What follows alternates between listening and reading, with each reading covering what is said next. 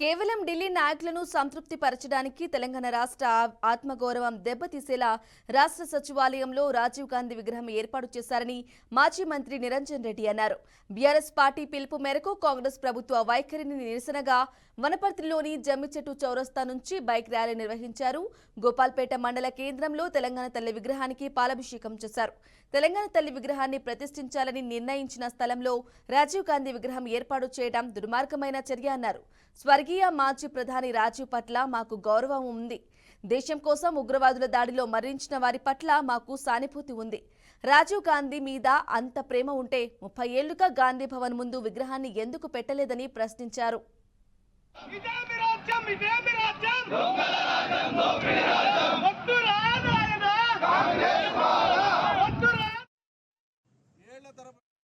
వివక్ష గురై అన్యాయానికి గురై 1967-68 నుంచి పోరాటం మొదలై 69లో విజృంభించి 71-72 దాకా సాగినటువంటి ఆనాటి తెలంగాణ ఉద్యమం 369 మంది బిడ్డల బలిదానాలకు కారణమైంది.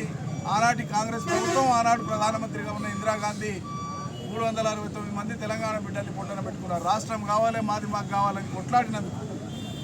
ఆ తర్వాత మళ్ళీ 30 ఏళ్ళు తెలంగాణను యథేచ్ఛగా ఏలినాయి పార్టీలు, కానీ ఇక్కడి వనరులను ఈ ప్రాంత ప్రజలకు దక్కనీయలే, ఇక్కడి యువతకు ఉపాధిని ఇయ్యలే, ఇక్కడి ఉద్యోగాలు ఇక్కడ దక్కలే, ఇక్కడ సాగునీటి ప్రాజెక్టులు కట్టలే, ఇక్కడ ప్రజలు వలసపోయినరు. అన్ని రకాలుగా తెలంగాణను వెనకేసిన దాని ఫలితమే 2001లో మరోసారి, అంతకంటే 4-5 ఏళ్ల ముందు 95-96 నుంచి తెలంగాణ జనశక్తి, తెలంగాణ మరో అనేక సంస్థల రూపంలో అనేక